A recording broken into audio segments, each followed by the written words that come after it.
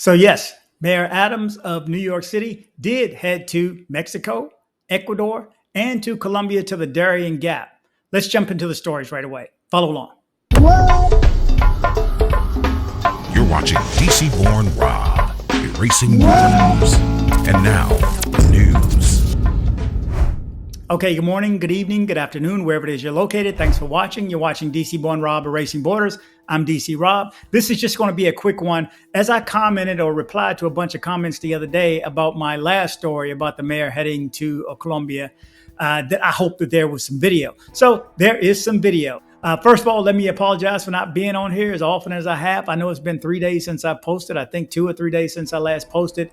Man, it's been a hell of a few days. I got 2 trips I'm planning and one just popped up, another show in town tomorrow, visiting a customer.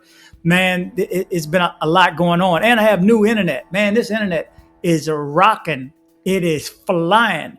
That wasn't a problem. I went in and changed my internet and came out with 2 new cell phones, one for me and for my mom. And now I'm confused like all get up. Plus, I'm redoing the apartment. I had furniture coming in and a bunch of deliveries. So anyway, in short, I apologize for not being here every day, but a lot is going on. Let's jump into this first video right here. Let me show you him getting heckled first in Colombia, and then I'll show you the raw footage for those who are interested. We will kill more migrants. We will increase the amount of violence against migrants across the United States. Shame on you, man! ¿Cuánto tiempo les toma el viaje? Por mar, sí, por mar. Andí, Sapsuru, 2 horas. So there you go. I mean, he's down there. He's thinking he's a savior because he's accepting, 100,000 people since August? Man, can you just imagine 100,000 people being dumped into your city? We talked about this earlier. I can't imagine that in Houston, man. It's 100,000 people of an influx in a period of a month and a half. I mean, we had somewhat of an issue when Katrina hit New Orleans. We had an influx of people from Louisiana. But so we can kind of understand, but no, it's nothing like 100,000 people show up without jobs. So where does your unemployment rate go at that point? But anyway, let me show you the news program because they're just going to talk about it. It's about a minute and a half, I think. They're just going to talk about his trip and what he expected. And as you're going to see in the last one, too, they gave him a couple of awards and I guess the peace, whatever. I don't know. They thinking, I don't know, maybe they're trying to smooth him so he'll accept people without any issue. But you'll see in the other one, he thought they were going to accept him with opening arms when he got to the Darien, but you heard him. They were yelling like, you are against migrants now. All of a sudden, he's against migrants. He's just saying, slow your roll. There's got to be an answer. He really shouldn't have talked, if you ask me. He shouldn't have said anything. But let's just jump into this news program right quick. Word.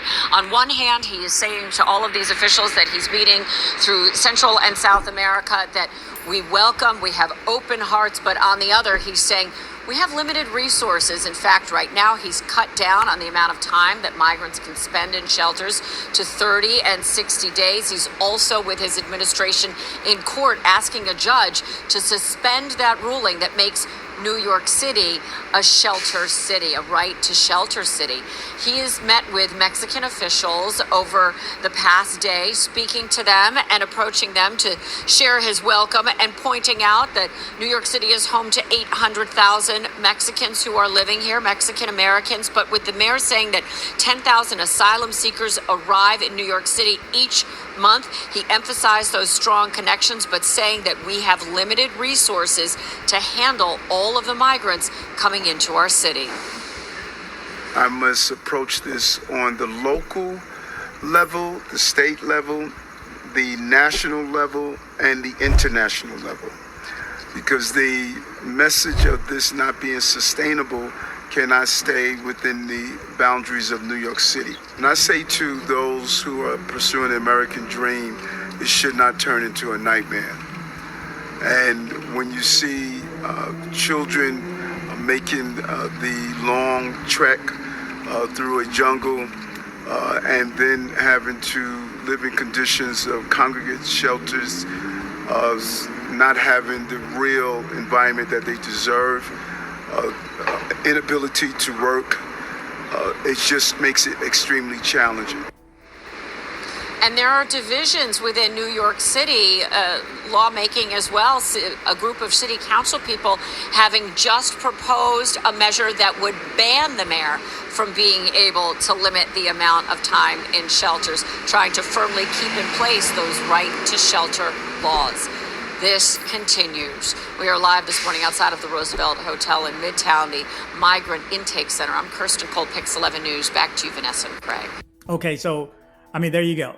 So there's the news. And the last one I just want to show you is about 3 minutes. It's about his whole trip. So for those who are interested, really interested in knowing what's going on, and I mean, the Darien is what it is. That's where the trek begins. Well, I guess it begins in whatever country. You need to find yourself to Ecuador and then find yourself over to Colombia, to the Darien, and then just funnel your way through Panama, El Salvador, Honduras. I mean, I can't imagine. Just imagine what they're going through. To have to want to pick up and leave with their whole family, grandparents. And remember, old boy that left his mom there, left her there to die like a month and a half ago. If you haven't seen that video, go back and look at it. It was in a news program. Just simple, sick. Anyway, but I'm going to leave you with this video. Again, thanks for watching. Remember to travel, but travel safe. But check this out. It's about 3.5 minutes long. Thank you very much. Thank you very much. On behalf of the flight crew, thank you for flying with us and have a... On this packed trip, we're going to visit, of course, Mexico City, our direct neighbor, but we're also going to visit Ecuador, and we're going to go to Colombia to look at the Darien Gap and get a full scope of what is happening. We want to give a real picture of what's happening in New York City. We are at capacity. And many people believe when you enter New York City, you're going to automatically have a job. You automatically are going to be living in a hotel.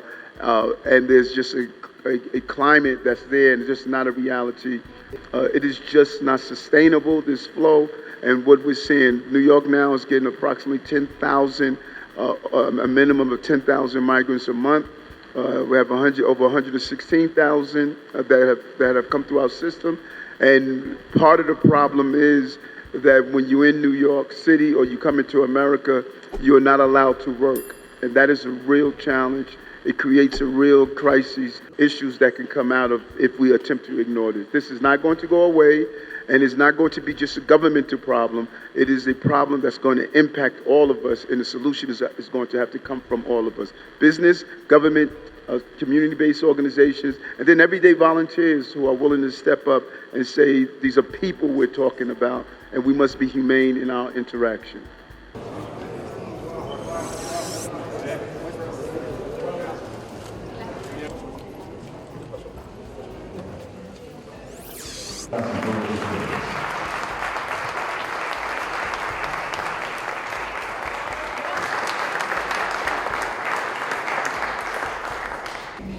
I am here in Mexico to say that we have been long partners. We are neighbors. We are familiar. Mi casa, su casa.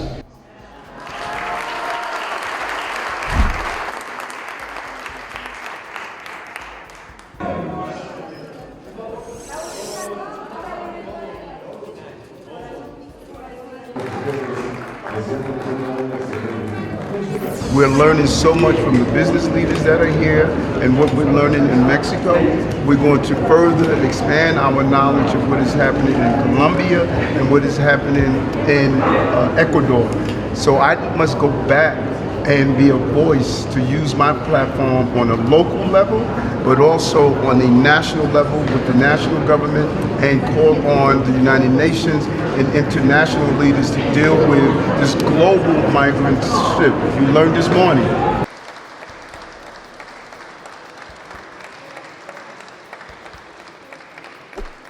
Con nuestro Estado y favorecer el intercambio cultural en beneficio de las personas.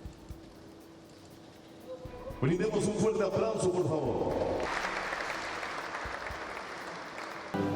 Compañeras y compañeros de los medios de comunicación, agradecemos la presencia de todas y todos ustedes en esta rueda de prensa. Our city has always been a city where we allowed real immigration. The federal government must give immigration reform. We want to make sure that people come in pursuit of the American dream actually have an opportunity to do so. The way that stands now, we're taking that opportunity away by the conditions we have people in. It's not fair for women and children.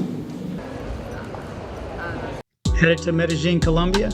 See my guy Andres with Nomad Travel for safe airport pickups and drop-offs and tours. Contact information in the description below.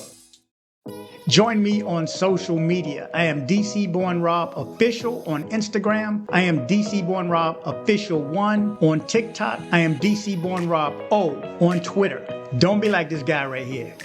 You're just so stupid. I had to send you a video to let you know that you're so stupid. That's right. Don't be like this guy right here. Join me on social media.